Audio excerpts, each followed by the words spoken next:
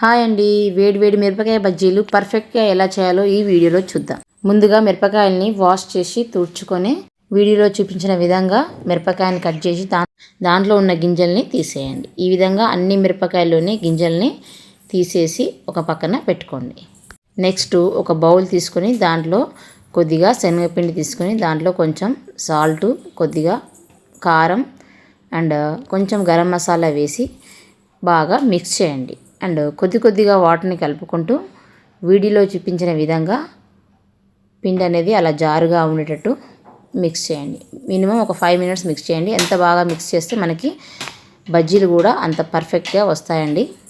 మిరపకాయల్లోకి stuffing కోసం ఒక bowl తీసుకొని దాంట్లో సన్నగా కట్ చేసిన ఉల్లిపాయ ముక్కలు తీసుకొని దాంట్లో కొద్దిగా కారం, గరం మసాలా, కొద్దిగా సాల్ట్ వేసి దాన్ని మిక్స్ చేయండి. ఆ మిక్స్ చేసిన దాన్ని ఈ విధంగా మిరపకాయల్లో స్టఫ్ చేసుకోండి. ఇదే విధంగా అన్ని మిరపకాయల్లో కూడా స్టఫ్ చేసుకోండి. స్టఫ్ చేసుకొని పక్కన పెట్టేసేయండి.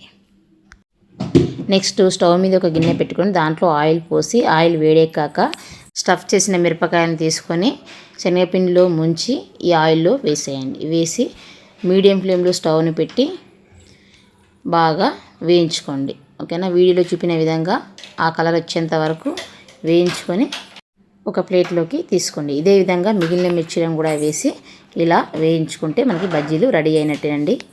బజ్జీలు వేసుకున్నాక కొద్దిగా మనకి శనగపిండి మిగులుతుందండి.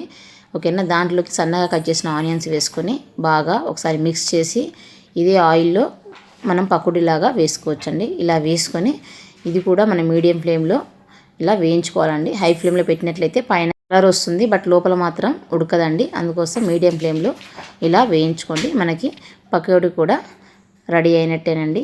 ఇలాంటి మరిన్ని వీడియోస్ కోసం నా ఛానల్ని సబ్స్క్రైబ్ చేసుకోండి. ఈ వీడియో నచ్చినట్లయితే లైక్ చేయండి, షేర్ చేయండి అండ్ కమెంట్ చేయండి. Thank you for watching this video.